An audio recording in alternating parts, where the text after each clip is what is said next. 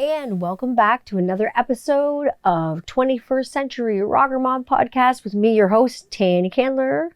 This is a very special edition of the podcast, and I'm going to dedicate it to my dear daddy, who unfortunately we recently lost in this world. I've been out of the podcast loop and kind of out of the everything loop for the last couple of weeks because on February 16th, I lost my dad, Paul Robert Candler, and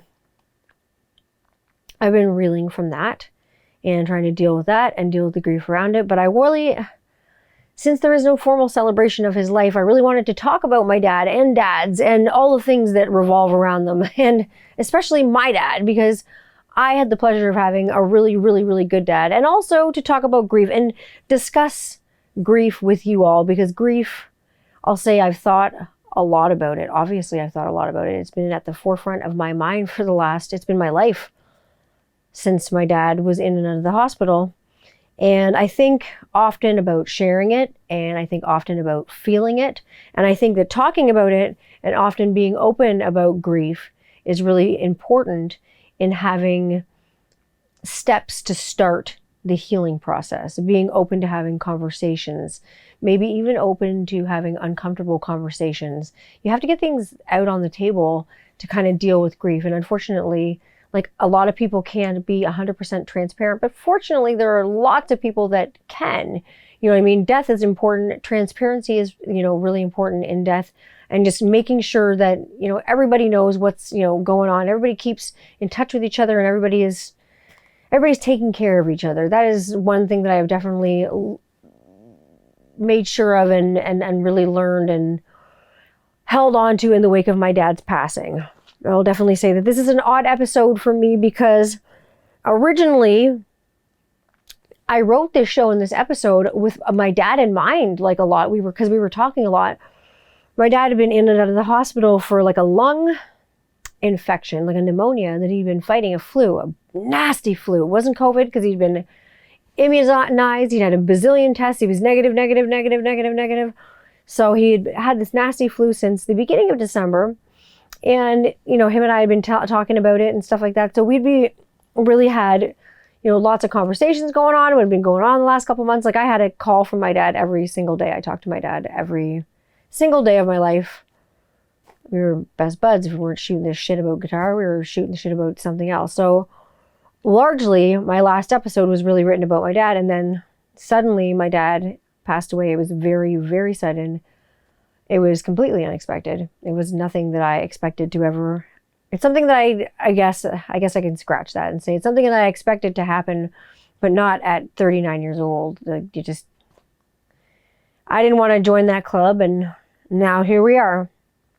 But we just figured out, my dad and I, when we talked, he'd kind of just figured out what the hell it is I do for a living.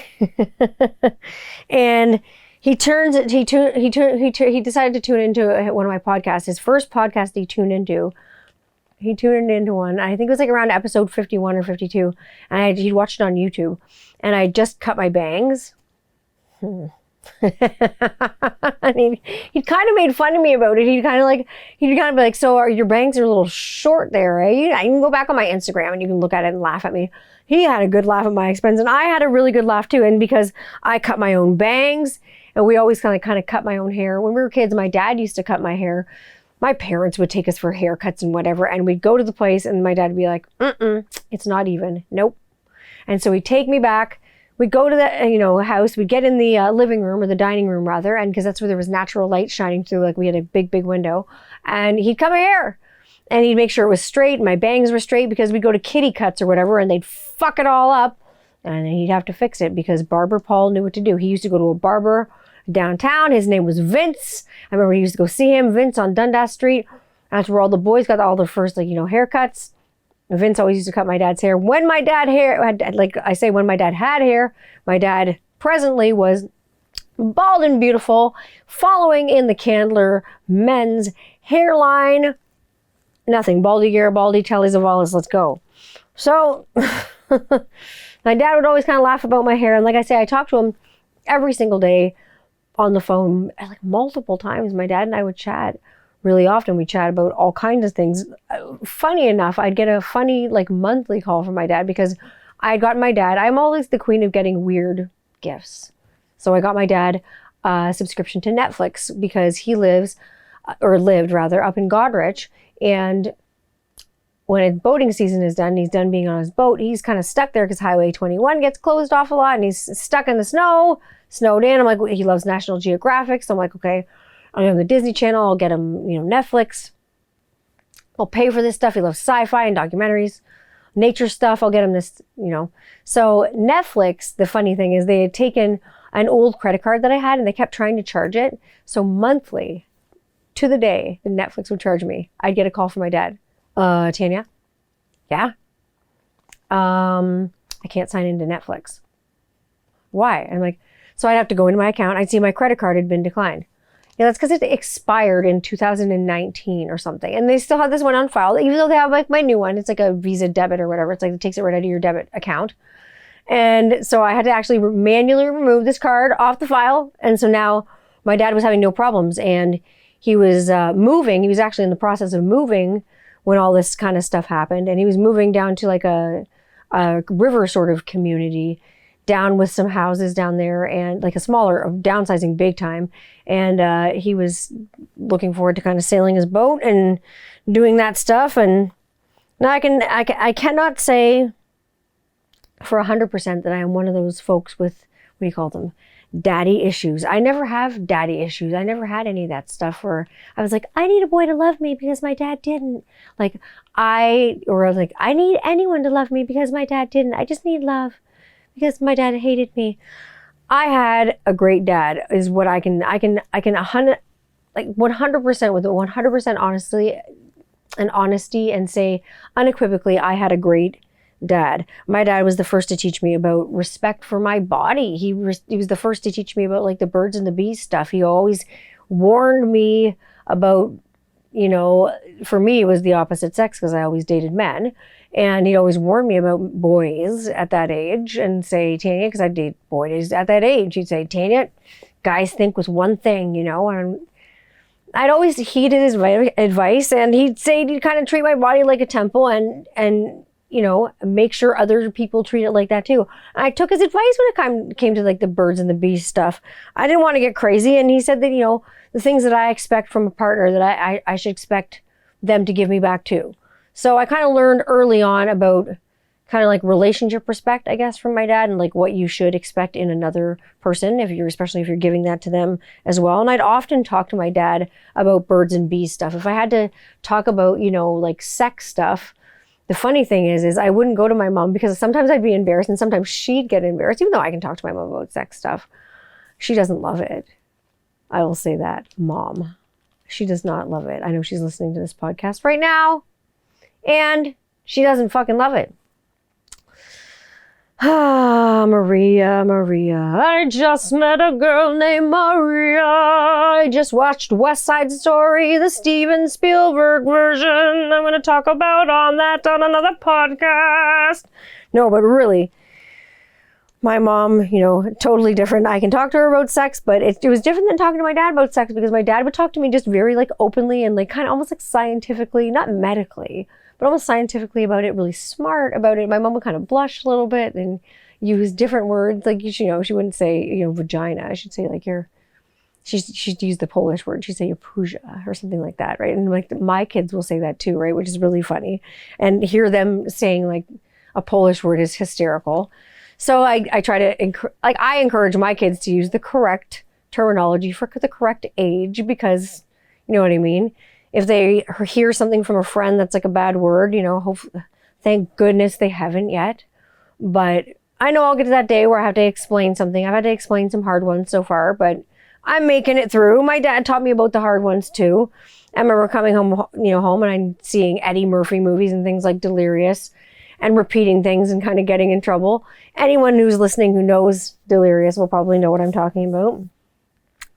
My dad, he taught me about like things like inclusions of race, inclusions mostly of anyone, like including other people, making friends, sharing my toys with other friends, making friends at school, like encouraging me to be social and things like that, encouraging me to talk to people, to go up and shake your hand with another person. And then, you know, where's your hand? It's in a new friend's hand. You know what I mean? Say, hi, my name's Tanya, and just come over and introduce myself. So I got my like outgoingness and my stuff from my dad, even though as he got older, he was a bit introverted, but he was one of the most friendly, charismatic guys you could ever meet. He helped anybody, you know, he could. He'd give you the shirt off his back, even if you didn't know it. He didn't know you at all. Like my dad taught me about inclusion.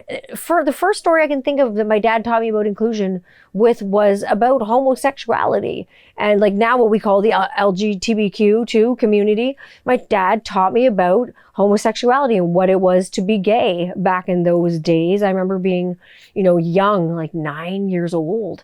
And I remember seeing, after swimming, I remember seeing like a tattoo. Someone had a tattoo and it was Tigger and it was Winnie the Pooh and they were kissing. And I remember going to my dad after and changing into my bathing suit and saying, Dad, I saw this thing and it came on someone's body in the water and it won't wash off. He says, that's a tattoo. And he says, what was it? I said, it's a picture. He says, it's a picture on someone's body that doesn't wash off. They get it done with a needle. I was like, oh, that sounds like it hurts. And then I said, it was of Tigger and it was of Pooh. I said, and they were kissing. And he said, yeah. And I said, is Tigger a boy? I said, yeah. I said, is Winnie the Pooh a boy? And he said, yeah. I said, well, why are they kissing? He said, because they love each other. And I just kind of went, oh. And he just went, you know, oh. And we just kind of walked away and like left it at that. And that was my introduction into homosexuality and how inclusion was important and how, like, to me, that's how he like normalized what is now, you know, like I say, LGBTQ community. That's how that was completely normalized to me at a very young age. And certain things were normalized to me at a very young age because my dad spoke to me about things very honestly and very earnestly about things. Like, not that I was too young enough, like, not that I wasn't old enough, rather. Like, I wasn't old enough to hear it. It wasn't like that I was too young to hear it. He put it in a digestible way that I was able to understand it. You know what I mean? And they say, you know, my dad was one of those wonderful guys. He was one of 3 wonderful brothers. They all had, like I say, the same hairline. They all look like they were part of the Phil Collins family because, like I say, they all look like Phil Collins. They all have the bald head, and they all have the Phil Collins, like I say, hairline. It's a 4 head, 5 head, 6 head. They all end up going bald. All my dad's brothers are bald. Larry, Curly, and Mo. All 3 of them. And I say he came over to Canada when he was 6. He came over from Hull, England. He lived in a sea town. I think that's where maybe the sailing came from. He was the son of a sailor. My dad's dad was a Navy man. He went out on the ships, and maybe that's where my dad got the sailing stuff in. But my dad was a bearded man, because they say like girls marry their fathers. I hear a lot of people talking about my dad's majestic beards, and everybody knows my affinity with beards. My dad had a majestic beard. It was like a fucking wizard's beard. It was like Gandalf's beard. And I tell you, he never used beard oil. I can't believe I'm saying this. I can't believe I tried, and I encouraged him to use beard oils, beard butters, because, you know, we've got it all at this house when it comes to beard oils and beard butters. We've got everything from Woolly Wizard to Iowa Beard Company. Like we've got all the beard oils and the beard butters. We've tried it all. My dad used to use Aveeno baby lotion on his beard and just like baby wash and wash it with that. Because I always remember my dad smelled of Old Spice and just like a baby soap. And it was this Aveeno baby wash. And that's what he used on his beard. And it was the softest damn thing. It was like Santa Claus. Touching my dad's beard was like touching like a cloud. It was the best. So he was definitely one of those bearded people. So they say that girls marry their dads. You know, I definitely wouldn't say that about my first husband, because my dad is like a very self-made guy. He started his own business like from the ground before, like when he had a 9-to-5 job, and then he decided, let's go into business for myself. My dad ended up, a carpenter, building out of many of his vocations. He had a video store, and he rented movies and things like that. He had all kinds of stuff. He helped his dad with a furniture store that they had. He did all kinds of things. He rented TVs, all kinds of hats my dad wore. But, most recent, for all the years I knew him, my dad was a handyman. He was a carpenter, and he built houses, and he renovated houses. He renovated old homes. He made staircases. He made paddles. He made spindles. He did things on a lathe. He made things with his hands. He was a self-made man, and he did things. He made things from nothing. And that's something that I can respect, because they say little girls marry their daddies. And I think that's definitely true now of my second partner. He's a self-made bearded guy with a hairy chest, all the Candler men, which is hilarious. But they all make their own success. And that was my dad. He made his own success. He made his own wealth. He made his own while. He made his own job. If he didn't have a job, like I say, he created one for himself. He was amazing in that fact that he just had that, drive for self-preservation, and he got that very, very young. He lived out of the house at a really young age, like about 17 years old. So my dad, he definitely grew up on a rougher side of things and definitely got to know life through the school of hard knocks. I will say that about my dad. He definitely gave me my musical ability and my love. We were actually in the middle of getting ready to lay down tracks and getting ready to record for my album that I'm doing now. When my dad passed away, we were ready, we were bouncing ideas off of each other for all kinds of things to see what would sound good on the album and what would, not sound good. And he was kind of demoing things, and we were bouncing ideas, off the wall and kind of seeing what sticks. And it's not great that he can't be around to play on my album, because I remember saying to him, I'm like, oh, Dad, Jenny Lewis had this just recently. I'd got him into Jenny Lewis. I was like, Jenny Lewis has this album online. I said, it took 5 years to complete. He goes, God, 5 years to complete an album. Why did it take so long? I said, well, Dad was playing on it, and, in the middle of playing on it, he passed away. I said, don't go anywhere on me, jokingly. And again, here we are. I feel like I fucking jinxed myself or something. For that, I don't know. I don't feel good about that. My dad was, like I say, he taught me to play guitar for the time I was 7 years old. He put a Gibson SG custom in my hand, like a 1972 Gibson SG custom, threw it in my hands. It was like, you're going to play guitar, girl. I mean, he gave me a ukulele first because it was smaller, get my hands used to everything like that. But I remember laying on his back to get into music, to listen to music. I remember laying on his back in the living room with all the lights off on my tummy, and he'd be on his tummy, and I'd lay on his back, and I'd just be little, and he'd have his speakers on the floor, and he'd have his whole record collection out, and we listened to it with the bass just fucking cranked. And I think it would piss my mom off a little bit, but I was small, my sister was smaller, you know what I mean? I was probably, oh God, under 10, 100%, under 8 probably. And I mean, Thriller had come out when I was young, Beauty and the Beat by the Go-Go's had come out, Van Halen albums had come out when I was young. We listened to a lot of Klaatu, we listened to a lot of Genesis and Phil Collins, we listened to a shitload of that. We listened to a lot of the Beatles and a lot of the British Invasion stuff. Oh God, the stuff my dad and I listened to. We listened, Genesis, Selling England by the Pound was one of his favorite albums. We listened to that one a lot.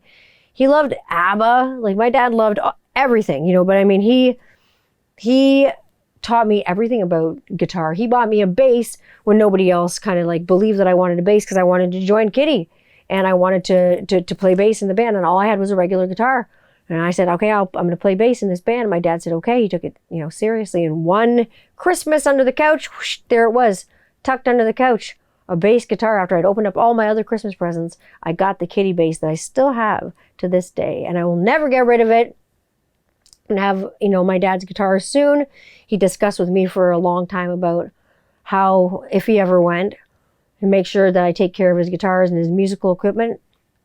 And he knows that I have, definitely my word on it that it will be well taken care of. If not well played, well taken care of, well taken out of the case, strings changed, oil changed, all the good things. Kids learning how to play the instruments and things like that. You gotta remember these things gotta be respected and taken care of. You don't just get rid of things after somebody goes away. You take care of them and you go forward like that person would want you to with them. And he wanted me to have the kids play guitar, so I said, absolutely. Make sure the kids, learn. Make sure you're gonna teach them how to play guitar. And I always said, yeah, Dad. I'll make sure the kids want to know. And of course, my eldest has taken a shine to my guitar, and he's always picking it up and wanting to play it. And then my youngest has too, and they always want to play it. So I'm like, all right. Here we go. It's guitar, so I will do anything for that guy, including cooking. Now, this guy, he could cook anything. He could cook absolutely anything. My dad could cook you, this is back in the day when I used to eat meat. He could cook you a steak that would blow your damn socks off. The only other person who could cook a steak like my dad is literally Rob, like my partner. And no one else can cook like meat like that. I don't eat meat obviously anymore. I don't eat meat anymore. But like I'll say, definitely no one could cook a steak like my dad. But he loved being pampered. And obviously my dad knew I was plant-based. And he kind of give me a hard time and a chuckle about it. And every time I'd see him, the last time I cooked for him, I remember I made him some ribs. And I made them like on the smoker. And I made sure they were really like awesome, fall off the bone. I finished them off with barbecue sauce and they were like falling apart. And he was killing himself laughing at the table, just laughing his ass off because the ribs were so amazing. And I had like gloves on and I was like, like while I was making them. Because I mean, I still make meat for my kids and everything like that, but it's in very small quantities. I'm not making like racks of ribs and rubbing them down with like, dry rubs and basting them with sauces and like taking care of them on the smoker. Like if the kids want something on the smoker, it's usually like a piece of chicken or a rack of ribs like that I can handle. If they want a steak, I'll throw it on the barbecue and split it between the two of them or whatever. But kids, I'm not going to indoctrinate them into my vegan lifestyle. But I mean, like they like some of the vegan products. I'm not going to lie. But my dad, he got a kick out of the fact that, he knew he was the king around here. He knew he was my king. And he would get what the king gets, what the king wants, and he wanted ribs. And so I'd, kind of cater to him when I saw him because that's what daughters do for their dads. I was, and I can't say really I was, sorry. Oh, I am a daddy's girl. And I say, I like, even with music, my dad did things for me that were so brave. Like, I remember even when I quit Kitty, like he got me into the band. When I left Kitty, he like completed the circle.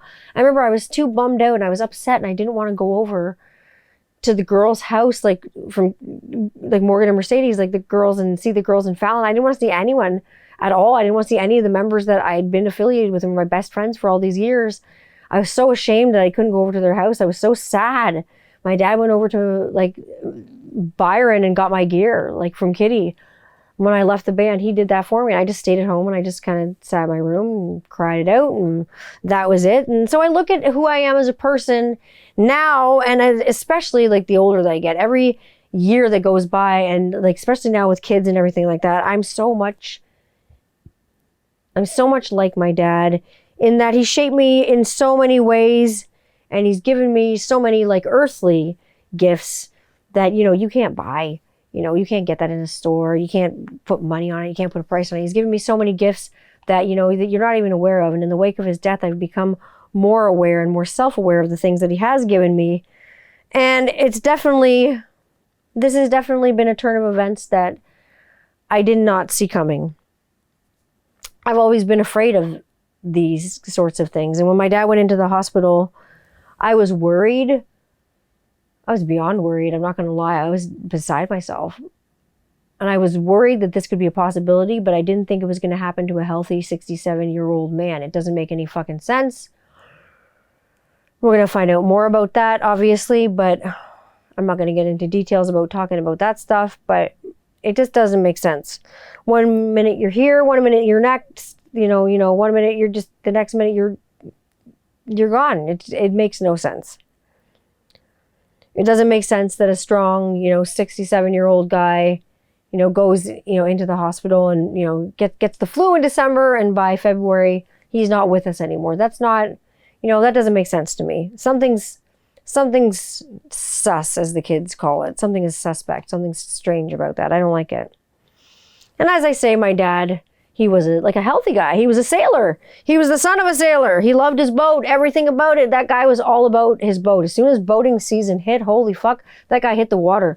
Oh my God, like a duck to water. He'd get his boat in the water. He'd get it off the cradle. He'd say, oh, they're putting my boat in today, Tanya. They're dropping my boat in the water. And I knew from that day on, he was going to be Captain Invisible. I'd still hear from him every day. But he'd be like, oh, whew, I'm tired. I'm so hot. I had about 8 cans of club soda down today down at the marina. I was sweating like crazy. He was going through his club soda phase. He was addicted to lime club soda. It was like a low sodium one with no sodium in it. Just a lime club soda, PC brand, Paul Candler, PC, President's Choice. He was absolutely addicted to them. He'd chug them like crazy, and because he'd sweat so hard from working on his boat. So he was doing everything. He was like Mr. DIY. He got himself a crazy like industrial strength sewing machine, and he was making masts and sails for his boat. He was mentoring people. He like, when he sold his boat, he sold it to another person, and he kind of helped them get their sea legs kind of going. And he was helping people learn how to sail and helping people with their boats, like even before COVID. He had a good reputation down to the marina, and like he made a lot of friends in Goderich because that's where he moved to.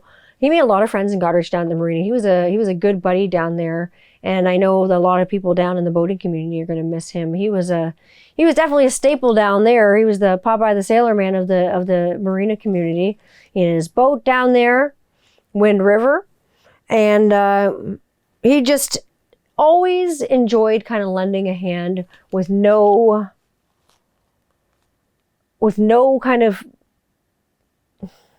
concept of anything like in return. My dad never thought of helping anybody and like getting anything from it. When he did, he'd be like, "Oh my God, Tanya," like he'd be generally surprised. Like absolutely, like the reaction was 100% pure and 100% genuine. I got a $50 card for like Amazon or a $50 card for Home Depot or Canadian Tire or whatever in my mailbox, or Zayre's in my mailbox from whoever, because I shoveled their driveway a couple times. And he just did it. He'd just go out and shovel like 8 driveways because he did it because he was nice for the neighbors. He'd blow out the bottom of their driveway with his snowblower, and he just never ever expected anything in return. And just that just spoke to the kind of guy that he is, and then he was, because he's that kind of guy.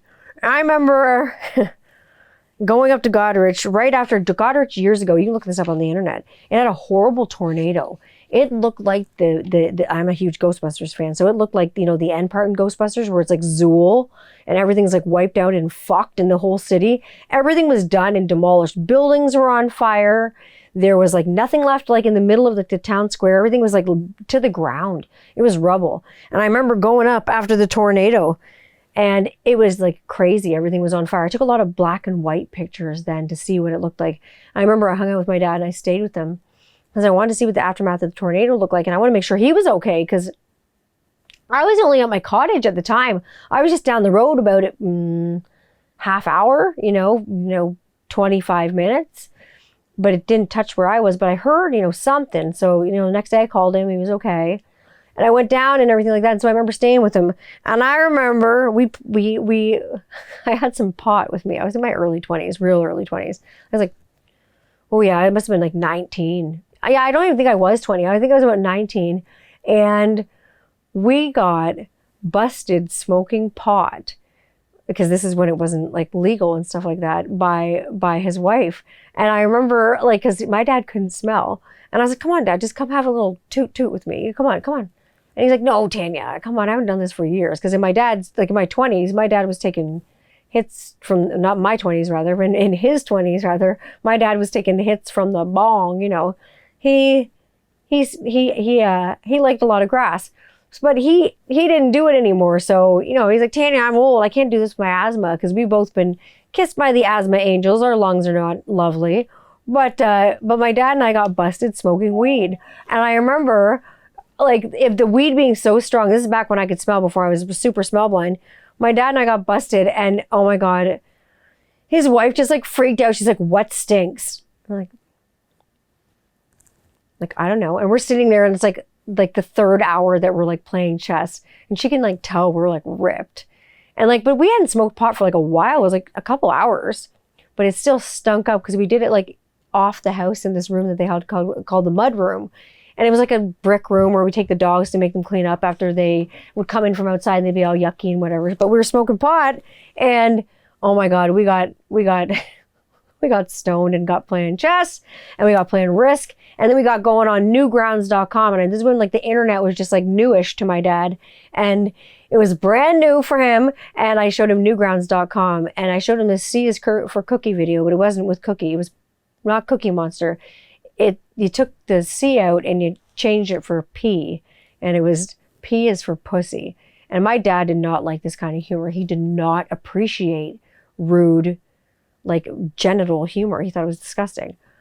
But I must have gotten him stoned, because he was in tears. He was crying. He was laughing so hard about this Pussy Monster instead of Cookie Monster. And to this day, I can't find it on the internet. If anyone finds it, if anyone finds P is for pussy, that's good enough for me. You send it to me during a DM or something. I don't know how you're going to send it to me without it being like flagged for nudity or bootity or something. It's going to be flagged for something illegal and in trouble. Now, I'll tell you, my dad was he was like a great chess player. He was the Searching for Bobby Fischer sort of chess player. He taught me how to play chess before I learned in grade 2. My dad, he was a good thinker and stuff like that. So obviously the pot was working that night because he was whooping my ass for hours and hours of chess. And speaking of smoking, I got something in the mail I haven't been able to show you yet. I got some things, there's just things going up in smoke. So I'm going to talk about, because we're talking about smoking. And my new friend, Big D, Dan, my friend Dan, at 505 Cigars Reviews. You can find that on my Instagram. I won these guys in a raffle. These are some thickies. My dad did not smoke cigars, like I say, but because we got blessed with the same lungs. But I got this fantastic package. And so we're going to have a look. My dad was not a smoker, but like I say, in his 20s. He was more of a midnight toker. This, after you open it, is a 6-month humidor. So all the gangsters are definitely going to be jealous of this, Tony. So now this is great because this is something I can smell. Fresh tobacco is always something I can smell, and it smells really nice. And this one here, I'm really tantalized by because it's got a pumpkin on it. I don't know what's going on here, but this is fantastic. So I want to thank Big Dan over there at 505. Cigar Review, because he reviews cigars. And I mean, he's got lots of lives going on. He's got lots of contests. This is one here from the CRA. And I mean, that's the Cigar Rights of America. They've been around forever. George Washington's on the package. There are some cigars in here like this beauty over here. This guy, this one reminds me of my Uncle Tom, I swear to God. This one is Olivia here. And this one looks like it needs to be dipped in some liquor. I don't drink anymore, but if I did, that would be going for a swim. There are so many good friends in here. I'm going to seal this up. Oh my God, we got a rare pink, obviously here. These are beautiful. Look at that. Rare pink, it's a happy ending. It's a 1960 happy ending. It's a beautiful cigar. But again, 6 months humidor. For members only. They're beautiful. So a shout out to Big D, Big Dan, my friend at 505 Cigar Reviews. You should check them out if you haven't and you like cigars, or even if you like cigar culture and smoking culture, check it out. Lots of tips and tricks there. And if you have questions about cigars, you can always reach out and ask him about cigars. He has a lot of practical knowledge. You can learn lots from cigar friends in the cigar community. But like I say, we're both blessed by the asthma angels. So don't inhale, especially when you have a cigar. Oh my God, you'll fall over. Well, we had so many plans, Dad. We had so many plans, and I'm still doing them. I'm going to get him where he wanted to go. His remains will go where they wanted to go, right where he asked. I know that there was a painting my dad referred to often about where he wanted to be spread, his ashes, and it's a long ways away. My dad basically left a treasure map of coordinates of kind of like where he wanted to go, because he kind of told us verbally where he wanted to be. And I know where the place is, and I know where the spot is. He sent us pictures of it. I have them on my picture drive on my phone and everything like that, and we'll get him there, hell or high water, no pun intended, because he was a sailor, really. He always wanted to, like I say, he wanted me to have his guitars because we both play guitar. He taught me how to play guitar, and he wanted me to have the kids play guitar, make sure my sister learns how to play guitar, make sure people learn how to play guitar. Tanya, maybe start being a guitar teacher again, keep playing guitar, keep playing bass. So I'm going to keep recording my album. We talked, like I say, every single goddamn day, every day, multiple times. We talk just to shoot the shit or complain or talk about music or run a riff beside, around each other, or talk about guitar notes or just bounce some ideas off each other. It's difficult. He was going to play on the album. We had so many things going on, and it went like that. I mean, hug your parents, make sure the people you love know you love them. I know my dad knew that I loved him because I made sure he knew that I loved him in many different ways. And there's many different ways we can use love languages. Your love languages don't have to be buying things for people or presents or Just be there for someone. Be a voice on the end of the other end of the phone. Be a voice of reason. Be a person on the other end of the text for them. There are all kinds of ways you can be there for a person. Just be there for them. My dad was a treasure map of a person, so now he's left me this treasure map. So we're going to make sure that he gets to where he wants to go, and he's released back into whatever form he ends up taking into the next life. And just make sure that he rests easy. I don't know if he knew he was going somewhere, because he always said to me, make sure you teach the kids guitar. Make sure you take my guitars and make sure you teach the guitars. Just teach the guitars to the kids. Make sure, you take the guitars. Make sure the kids know how to play and they're musical, and education's important. I don't know if he knew something was going on, but something in his demeanor made me incredibly uneasy. The more we talked, and like I say, we talked every single day. And I remember one of these talks, we were talking about him teaching me how to drive, and he taught me how to drive. And I remember him telling me a long time, he taught me how to drive young because he didn't want me hitchhiking, because in the 70s, everybody used to hitchhike everywhere. And he hitchhiked and got into trouble one night, and he got picked up by this older gentleman who seemed to be like a nice older man who could trust. But the guy tried to assault him. So my dad basically had to punch him in the nose and then get out of the moving vehicle, open the door, and just bail and just go for it, right? Because this guy was being fucking abusive and being tried to assault him. So my dad was like, see you later. And that was the last time he hitchhiked.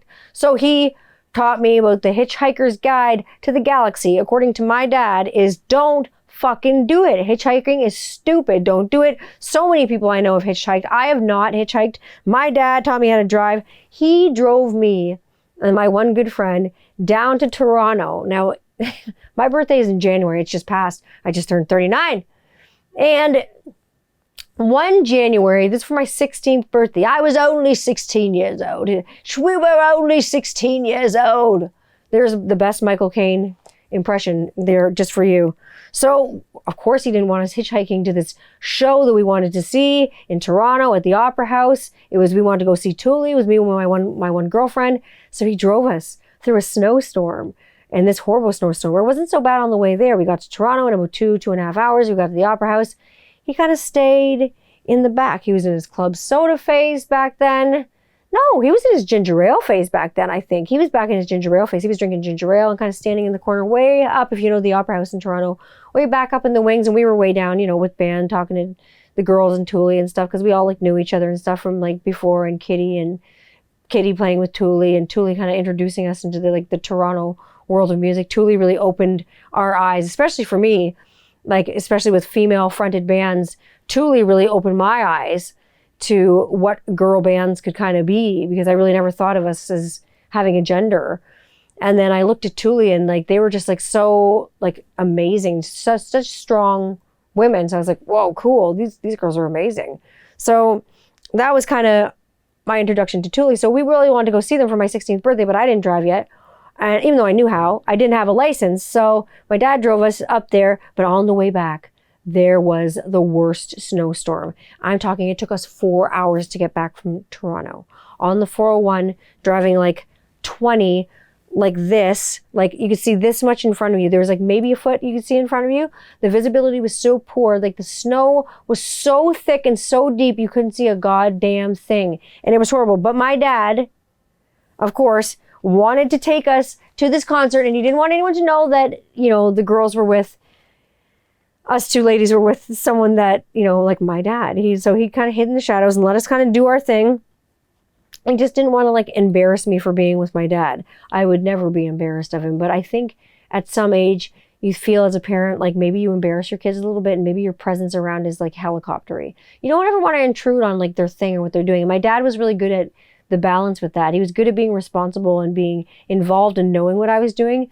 But then he was really good at being the parent who could step back and let me do it, and without, helicopter, being helicoptery and helicoptering around it and buzzing around it too much. He just kind of let me kind of sit back and kind of learn for myself through experience and get the true knowledge of what was kind of going to be. And that's kind of how he was. The last time I saw him and the last time we hung out, we kind of jammed on guitar, and I'm glad that is the last memory I have of him physically, because after that he got really like he was very, very sick. Like after like I talked to him, like he was so sick. And I'm glad that the last time I saw him and the last time we were in each other's presence, they were good times. Like we were jamming on guitar, we were playing like ukuleles, we were trying to jam and tune a guitar and a ukulele like together. He couldn't understand what tuning I was playing in a ukulele and what tuning he was playing in guitar and how they kind of coincided. I'm like, oh, they're totally different tunings. So I was showing him that and whatever. He didn't understand how it happened, but it happened.